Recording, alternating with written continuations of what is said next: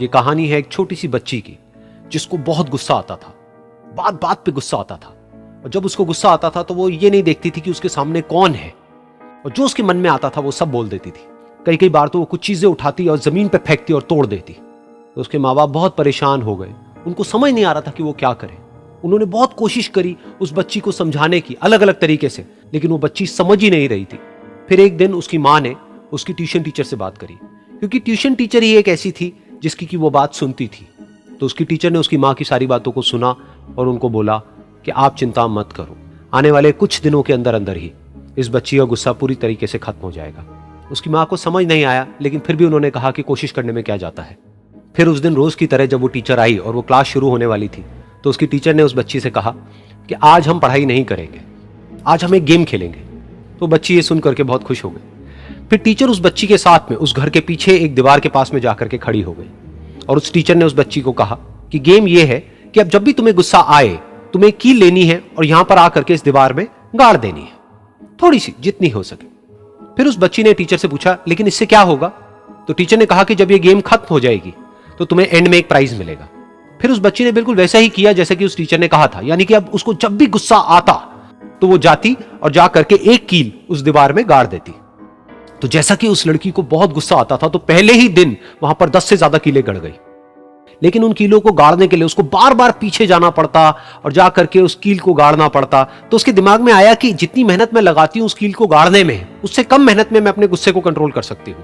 अगले दिन 8 कीलें गड़ी, उसके अगले दिन 6, फिर 4, फिर 3, फिर 2, फिर 1। फिर एक ऐसा भी दिन आया जब एक भी बार उसको गुस्सा नहीं आया और एक भी कील उस दीवार में नहीं गड़ी, और वो बच्ची बहुत खुश हो गई।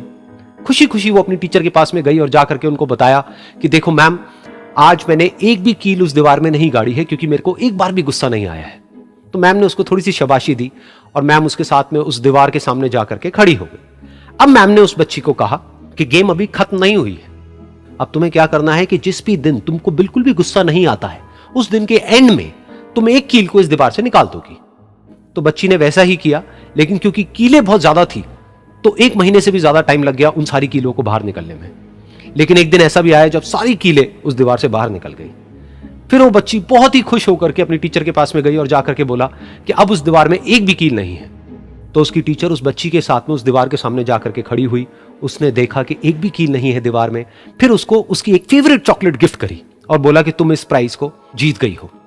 बच्ची बहुत ही खुश हो गई।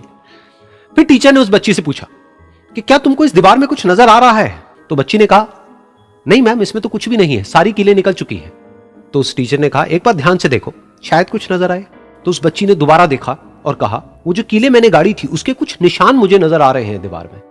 जब बच्ची ने ये देख लिया, फिर उसकी मैम ने उस बच्ची को कहा, जैसे तुमने इस दीवार में कील गाड़ी और अब तुम उस कील को तो निकाल सकती हो लेकिन उसके निशान को नहीं मिटा सकती, ठीक इसी तरह से होता है जब तुम गुस्सा करती हो। जब तुम गुस्सा करती हो अपने माँ बाप पे या किसी पे भी, तो उनके दिल पर चोट लगती है, उनको दर्द होता है और वहां पर एक निशान रह जाता है। उस निशान को तुम चाह करके भी हटा नहीं सकती, फिर चाहे तुम उनसे जितना मर्जी माफी मांग लो। ये सुनकर बच्ची को अपनी गलती का एहसास हुआ और वो रोने लगी और वो भागती हुई गई और अपनी माँ के पास में जाकर के उनसे गले लग गई और अपनी माँ को बोली कि मम्मा, मैं आज के बाद कभी गुस्सा नहीं करूंगी, मुझे समझ आ गया है मैंने क्या गलती करी। और उस दिन के बाद उस बच्ची ने कभी गुस्सा नहीं किया।